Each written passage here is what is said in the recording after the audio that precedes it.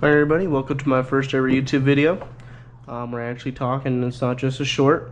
So here we are. I'm going to review the Daniel Defense DDM4 RIS 3, but this isn't just your average run-of-the-mill one. This is actually your Bolt BRSS, standing for your the Bolt recoil shock system. This I haven't seen any reviews online in English. Funnily enough, I've seen Italian and Japanese, and unfortunately YouTube auto-translated subtitles only go so far. So we're going to jump into this right now. I already recorded this portion, funnily enough, but for whatever reason, the footage just completely disappeared. So I'm re-recording this kind of backwards because I already recorded the shooting test and everything. So I'm reopening this just to give you guys my first impressions. So I'm not gonna, it's my first time. So Daniel Defense, lighter, stronger, better. Let's get this bad boy open. So upon initial opening, you see that the box is gonna fall down to the ground, and I'm gonna put this on the ground. Give me a sec. And we're back. So upon initial opening, you can see that this thing presentation, it's fairly nice. You have your little straps to hold it down. You got your accessory box. This was previously tied onto there, but I cut it off because it's, like I said, I already did the unboxing. Now I just re-recorded to actually show you guys. So if you could see that, not too sure if I have the angle correct or not, but you know, just a simple Bolt airsoft. This bear, yeah. Let's get the rifle out of there. So you have your little Velcro tabs. I think that's what you'd call them, tabs. Pull it off if I can find this last one that's on here somewhere. There it is. Come on, there we go. Alright, let's get this thing out of the box for the second time. I want to put this on the ground really quick just so I can give you guys an overview of the box. Holy crap, I balanced that thing. So we have our accessory box, which I'll go over in 2 seconds. Set that down on the ground. Instruction manual, we'll go over that in a few minutes too. Right here we got our one-piece outer barrel, our high precision inner barrel. I'm not too sure if that's a 0.6, I'm sorry, 0.01 or 0.02 or whatever. New type pop-up set, and this is the rear wide version. So on Evic's website, it said that it was wired to Dean's and that it was actually front wired. So already out of the box we have a bit of a conflict. So we're gonna see if it's wired to Dean's and actually wired to the rear. So let me put this on the ground. Give me 1 sec. And we're back. So I brought the gun back onto the table. We're just going to check this out really quick. So as you can see, out of the 3 color options, I got the nice, beautiful gray version. I think this version honestly is my favorite of the 3 color options, which is just being the rail being matte black, tan, or this gray. Originally I wanted to get the two-tone, you know, the tan FDE, because that's just, in my opinion, I think all blacked out guns are kind of boring. So I was like, oh, let me get the tan version. But then of the 2 reviews I saw online, I saw the Italian one, and they were using this this gray one. And I thought the gray was just beautiful on the video, and I get it here in person, and it's a nice color. It's subtle. It's not, you know, your matte black, just same, kind of boring in my opinion. It's subtle, it's a nice pop of color, if you will. Not that there's much color to gray, but I think it looks very nice, and the finish is just amazing. It's it has kind of a gritty finish, and that sounds worse than it is. I think in the hands, grabbing onto it, you're not gonna like lose purchase on the rail. It's a good feeling. Like, listen to this let's listen to ASMR. Hear this. Like, it feels nice grabbing onto that. So let's get back to it. It comes with the iron sights already on there. I didn't put these on there, they came with it. There's your 3 prongs. Let's see if I can do this with my fingers. Hold on. So you have your 3 prongs and your circle. Not too sure if you can see that. It's like this. Your trident style and your circle. The rear sight has adjustments for windage, so your side to side. No elevation. This has your elevation up here in the front. And it's just a large aperture. There isn't a second aperture that comes up to make it a tighter hole. It's just a single aperture. Putting those back, we have our bolt release, which doesn't do anything because when you rack the charging handle, it doesn't stay open. So bolt release, just there for looks. Here we have an ambi mag release. So we have it on our right side. I'm pushing on the back side, and you have this, just your ambi release. Nice. Just continue to look on just this left side of the rifle. We have our selector.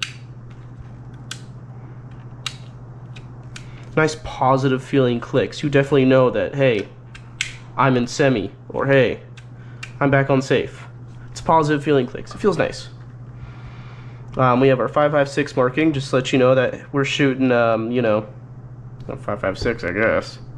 We have our DD4 RIS 3. Let you know that this is the RIS 3 variant. You're not gonna see it say RIS 2 unless someone did a Frankenstein swap job with this in a RIS 2 cheese grater rail. Some more Daniel Defense markings from Black Creek, Georgia in the U.S. DD4 carbine caliber multi. They have to put caliber multi because it's airsoft. They're not going to put, you know, caliber 5.56 because then I don't know. I think there's a law for that. I don't really know. So going over here, we have our texturized motor grip. It feels nice in the hand. I'm not a huge fan of these finger grooves, but this one, it feels nice. It feels good, especially this thumb one here. There's another thumb one on this other side. I'll get to that in a minute, but it feels nice to have this purchase on the rifle. It feels good. Hold on, give me 1 second. Sorry about that. Okay, we're back. So it feels nice, this purchase that I'm getting here on the rifle, and just upon a closer inspection, I'm actually noticing that there's rust right here on this trigger guard pin, which is kind of concerning because that makes me think, okay, what else on this thing is rusted? I noticed that on my initial review. I just thought I'd bring it back up again because that's not okay to have rust already on this brand new gun that I just pulled out of the box yesterday. Whatever. Coming over here to the back, we have a rubberized like cheek pad just on this one side, not on the top side, just this one side we're having a rubberized. I'm sorry, and on the other side too, I should say. But just this, on like the sides where your cheek would go, it's rubberized, so there's some grip there. Although this looks like there would be grip, there isn't. Sneaky little EMG logo there, like a hidden Mickey, like we're at Disneyland. Grab it, adjust it, whatever. It's a nice stock. One thing I did point out initially when I reviewed this, and as you'll see later on the shooting test, is this butt plate. It's hard plastic.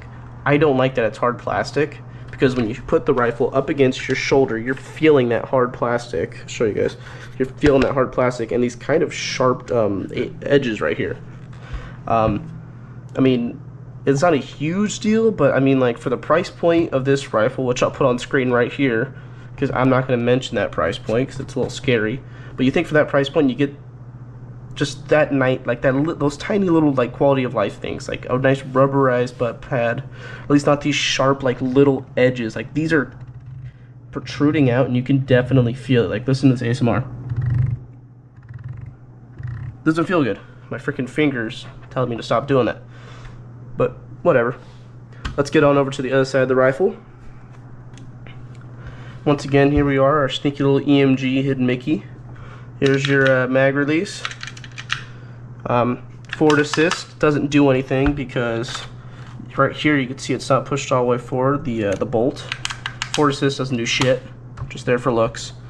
Everything on this rifle is metal with the exception of your motor grip, your stock, and actually your dust cover, which is plastic, which I honestly like the fact that it's plastic rather than it being metal, because when you do pull the charging handle and the dust cover comes down, it's not metal slapping onto your metal receiver, scratching it up, which I think, I don't know how other people might feel about it. I think it's kind of cool that they did that, so I'm not scratching up my my receiver.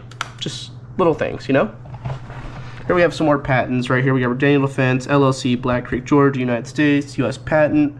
I'm not going to read the whole thing. It shows you that this is the RIS 3 in the 10.5 variant and your licensed M-LOK rail system.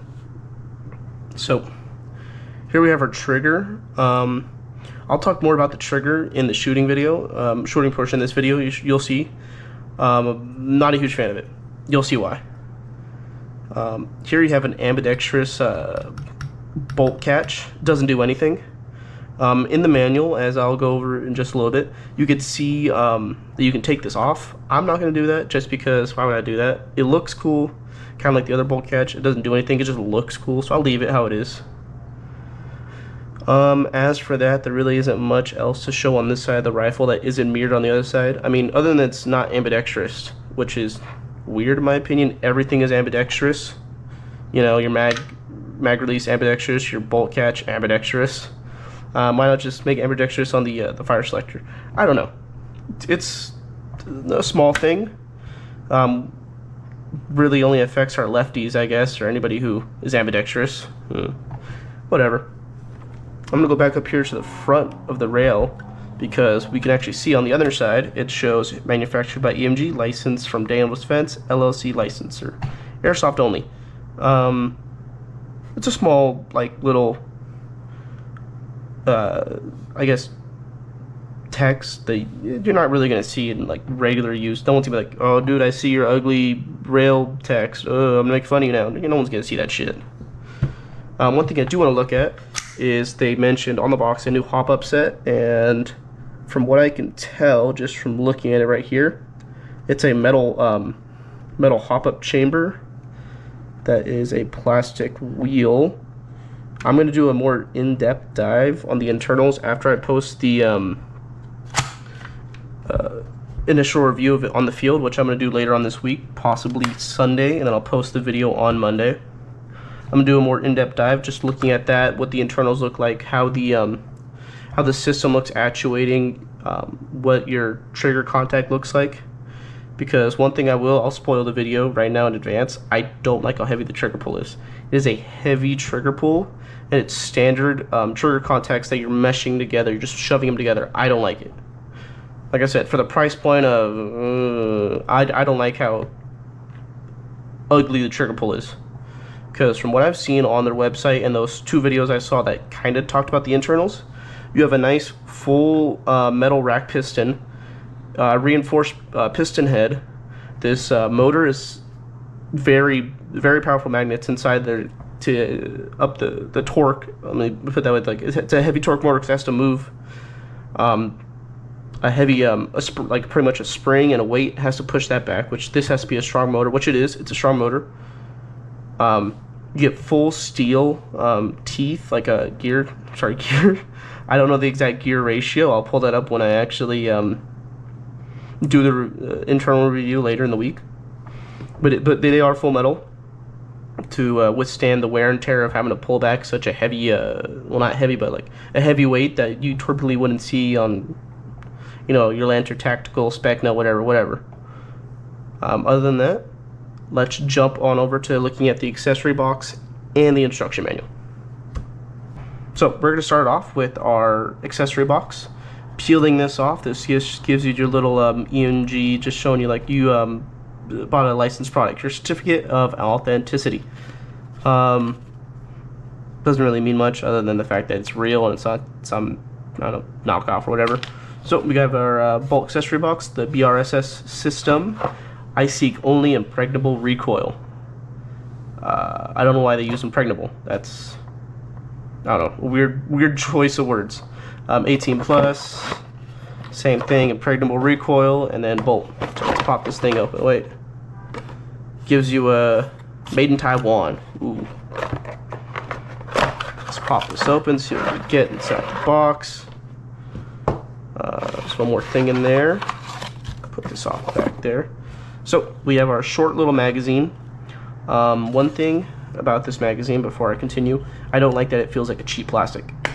It's cheap plastic. You think for the price point of this thing, again, I'm gonna keep bringing up the price point because it's not exactly cheap, but it's also not super expensive. Just for the price point, I just wish that this was a little bit higher quality.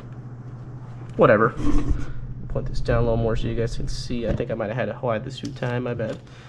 This is just some extra heat shrink screws for the buffer tube. That's what keeps the wires in place, and then these little metal contacts for your Tamiya.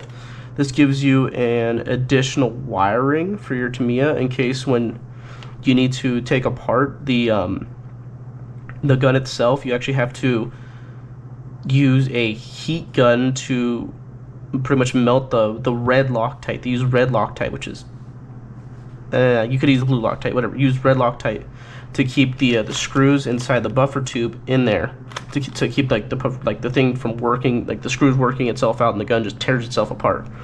Which, yeah, red Loctite, sure. I personally would use blue Loctite because it's gonna do the same job and it's not super permanent, but whatever. So these are here just in case you ruin your wiring, which more than likely you will by putting direct heat onto a wire, onto these wires. You're probably gonna melt them, which is silly. Whatever. So yeah, that's all that comes in this extra box, just these 3 things. I'll show you guys what the gun looks like with this on it here in a few minutes after I go over my instruction manual. So let me get these out of the way really quick. Just gonna put them off to the side here. Same thing with this. Put off to the side. So let's jump into our manual. Chain defense, bolt, EMG, Helios, all that good stuff. Airsoft use only. So cool thing about this is they actually give you a certificate of testing. I'll show you that it works. So Bolt Airsoft product certificate gives you your serial number, your item code, your product, and your manufacturer. So I'm not even gonna try and pronounce it actually. Yeah, I'm not gonna try. So it actually gives you all this in meters per second because this is using what is it, the metric system? I don't know what it's called. I didn't go to college. So it gives you all this in meters, and then just regular joules. So we're having an average of 119.1 meters per second. In the testing, I had an average of 360 feet per second on semi-auto and roughly 349 feet per second on full auto. So yeah, it's cool that they test it, make sure it actually like works 100%. Our person in charge was Charlie Wong, I'm gonna say, because I'm not gonna try and pronounce that. So let's keep going on with this. This right here, I think, is just a quick breakdown of what you need to do to get this thing working. So for the battery, it's actually just a little screw on the butt plate, and you actually screw it clockwise, like you're tightening it to take it off. And I'll go show you guys that here in a few seconds. You put your battery in. I'll show you the whole battery compartment, whatever. This is right here if you want to remove the fake bolt catch. I'm gonna keep it like I said. It's whatever. The stock. This is just how you move it, and then this is how you take it off if you need to. The motor grip. It's gonna have a little bar stopping you from squeezing it to take it out, which is nice. A little safety measure from keeping you from taking it out. And then just a what is this, stopper green, whatever, just to push the motor up. I don't really know. I'll have to look at it more. Here's your blown up parts diagram. Nothing unexpected, I would say. It's all pretty standard. Then I think for the rest of the instruction manual, if I remember correctly, it's just gonna show you like nothing really important, like stuff you wouldn't need to know for this rifle in particular. Yeah, you really don't need this instruction manual.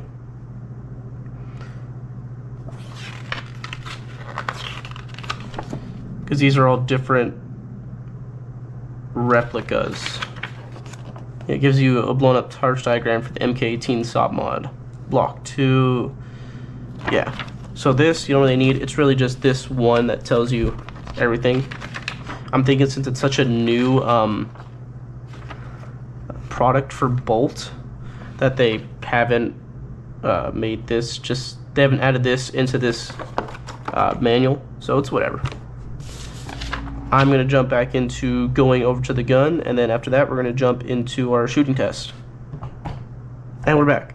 Just want to give you a quick look, see how it looks with the magazine it comes with, and 2 different Snag mags, one with a little mag pull tab on it, and one without it. So we're going to jump into this magazine first. Throw that in there. Yeah. I mean, I'm not a huge fan of that shorty mag. I think it's just how it looks, because typically I like these short, like little 20 round looking mags. But I don't like how this one looks in it. It's just something about it rubs me the wrong way. Give you a quick look on the other side here. yeah, it's okay. Take out that magazine. I'll give you a look without the mag pull one with it. Jamming that in there, that definitely looks a lot better. I think it just, if you get one of these, you're going to be using these anyways, higher capacity. I think it just looks a million times better than this little metal, plastic waste, my opinion. It looks nice. I love it. In terms of the fitment with this compared to this, I'll do that one in 2 seconds. It's not terrible. You definitely could, if you wanted to, shove like a little shim in there, like, I don't know, some Velcro or whatever, to make it not do that. But I think it's fine. It's very minimal side to side, and there's virtually none going back and forth. Do a quick fitment test of this thing in there. You're getting more shaking from the weight in here in the stock than you are from the. Let me grab this so it doesn't shake. Yeah, you're not getting not much movement here. Side to side, definitely a lot louder though. Back and forth, again, not much. So the overall fitment, I think, in a mag wheel, just for mags itself, it's good fitment. You're not gonna, I don't think you're gonna struggle with anything in there. I don't have an EPM1 to test. I used to, but now I don't have any more EPM1s. I kind of sold all those, so I don't have one to test. But I'm gonna say it's gonna fit in there, because when I used an EPM1, I used these with it, and I had no feeding issues on. no fitment issues on really any gun that I used it with. Do a quick look with the mag pull tab on it. Looks good. I like it. Me personally, just for the look itself, I think I like the look a lot better without the pull tab, but that's just me. Give you a look on this side. Looks good, I think. Give you a look on this side. Yeah. It's beautiful. Alright, I'm going to show you guys really quick how to open up the battery compartment, and just a quick look inside the battery compartment. So give me 1 sec. Alright, I'm back. So for your battery compartment, you're going to want a flathead screwdriver, or just any sort of flat, like maybe a coin probably work. It's not a screw per se, but you do need to unscrew something. So putting it right here, not too sure if you could see that. If my camera, yeah, my camera's looking at it, yeah, whatever. So you can see this. When you unscrew this, you actually need to screw it clockwise until it's flat and horizontal like this. It'll pop out just a little, and you pull from the bottom up. So you're pulling it from the bottom. It pops right out. Goes to show your Tamiya. And then you have this little hole right here that gives you the battery space of this entire length right here. This entire length. It's not a huge space, but from what I saw online, this is a lot more space than what you used to get in your older bolt systems.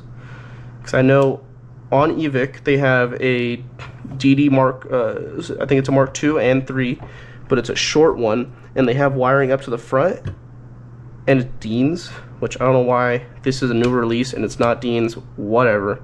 But it goes up to the front. I don't know where I was going with that. I kind of brain farted. Sorry about that. But I'm sorry, it goes up to the front instead of it being rear wired, because with some of the first generations of their Daniel fence, just ARs, the wiring was still to the rear, but they had to give you these fat SOP mod style stocks. You had to either use a nunchuck, or on the underside of the buffer tube, there was a cutout for a very a small battery. This, it's a good size fitment. It's certainly a lot longer than it is wide, so you will need a candy, is it candy bar style, I think it's called, candy bar style battery to fit in there with relative ease.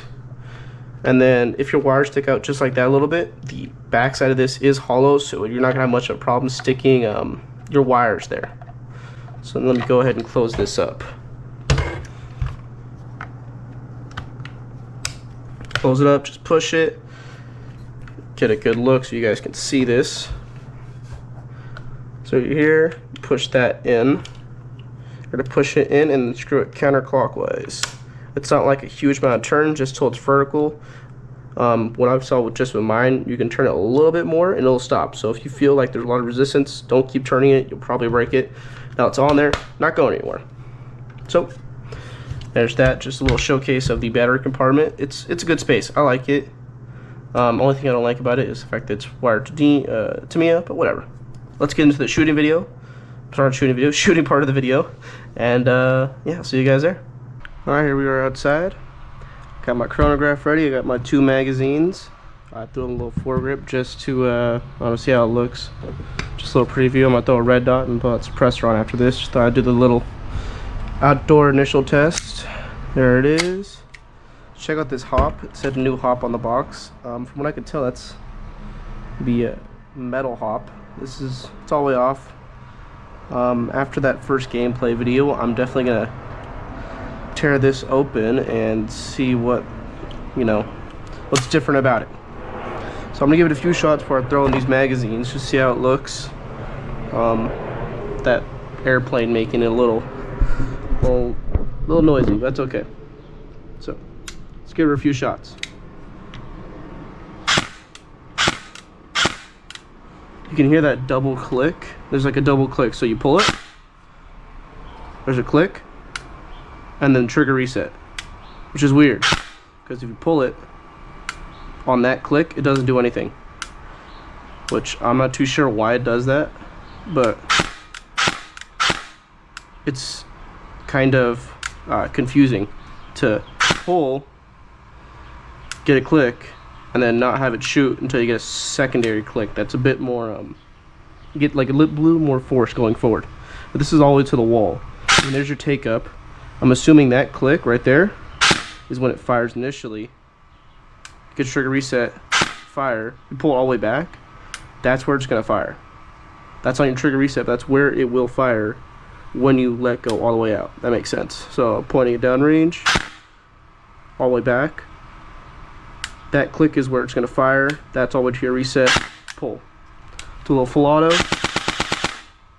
Certainly doesn't shoot the fastest, but I mean, you're buying this for the recoil, not for the insane fire rate. That's in there. Let's give it a few shots. I mean, this isn't like exactly a long range. This is like maybe 15 feet. It's really not, maybe like not 15 feet, sorry, like maybe 10 yards. It's not that far out. It's really close. I want to check this out actually to see if the dust cover will come open while it's shooting, like, if you were using a gas blowback or a real like AR. So no, the dust cover stays closed when you're actuating the trigger. Okay, that's good to know, I guess. I want to give it a few shots on my chronograph here, so let's get that going. Alright, see what we got. Try to make this as first shot. We're looking at 363.9, 363.9 again, 297. Okay, 258.6. okay, is it not reading it?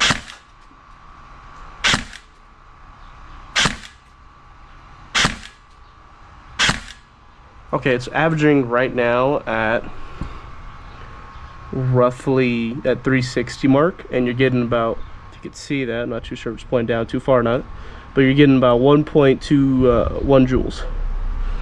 Let's give it quick rounds per second. Mind you guys, this is on 0.2 gram BBs. So once again, we're still averaging at around that, in the high three, like mid 300s. That's giving us about 8.4 rounds per second. Sorry, not 8.4. It's giving us 13 rounds per second. 1 second, I'm getting a phone call. Oh, we're back. Sorry, I just had to talk to my mom really quick. So this thing, it's giving us, what did I say, 13? They're giving us 13 rounds per second. I'm gonna be 100% honest with you. I don't know what the 8.4 means. I don't really use a chronograph. I actually just got this yesterday. So I think that means how many rounds I shot through it. I don't really know. But on full auto, we're getting around 350. That's what it's averaging at. Semi-auto, we're getting average of about 360. So it's not, I mean, you're perfectly within any sort of field limits, at least here in the US. So this is just your 0.2s. Let me give it a few more pop shots. See how it I guess the fucking thing's back, whatever. Yeah, let's give it a few more shots.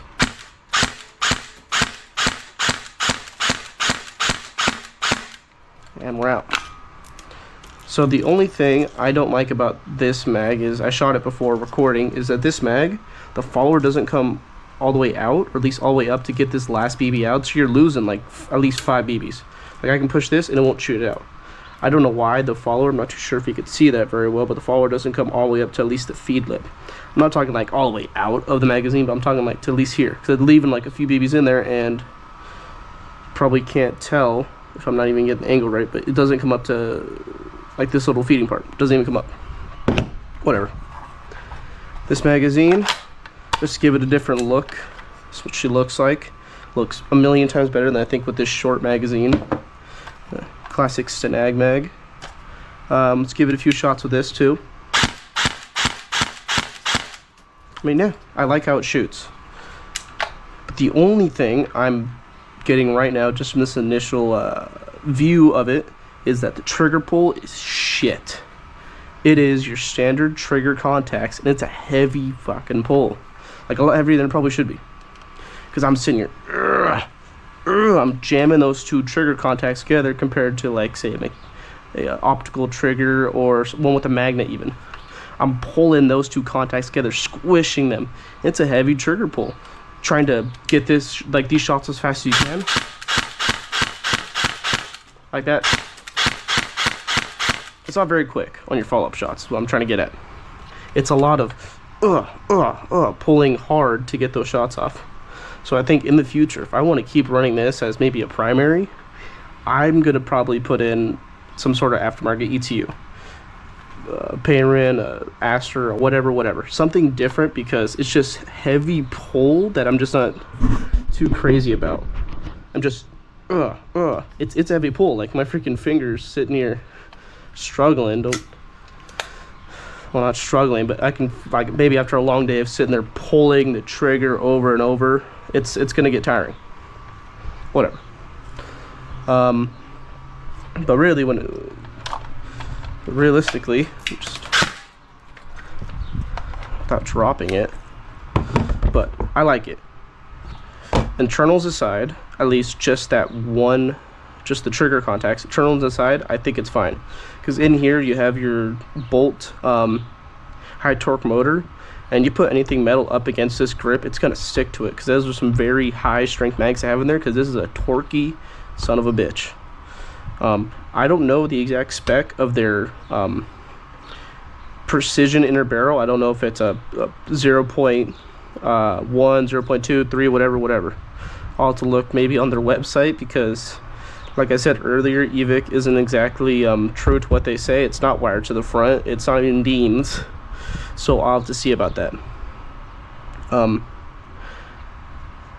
I love the finish on the rail. It's so nice. It feels just amazing. This is something that if you ever get a chance to feel one in person, you'll know what I mean. It has decent weight to it. Of course, all your weight's gonna be back here in the back with this heavy motor, your gear set, and your weight that actuates going back and forth to give you that recoil feeling. But it's not overly heavy. It's not heavier than it probably should be. In one of the reviews I saw, the Italian one, they said this was really lightweight, which I don't know if they're just like super strong or maybe I'm just weak as shit, but it has a good weight to it. It feels nice in the hands. Not too sure if I said this already, but one of my main gripes is the butt plate that should be on here, not, you know, because my wires, my giant ass battery sticking out, but the butt plate that's on here, it's a hard plastic, so putting it into your shoulder, it doesn't feel the greatest. I don't get why they couldn't have made it rubberized, like this texture here, or even here on the grip. I don't know why it's a hard plastic you're shoving your shoulder against. It's kind of uncomfortable. I mean, you can negate that by wearing like something heavy like a jacket, but it's just that little tiny like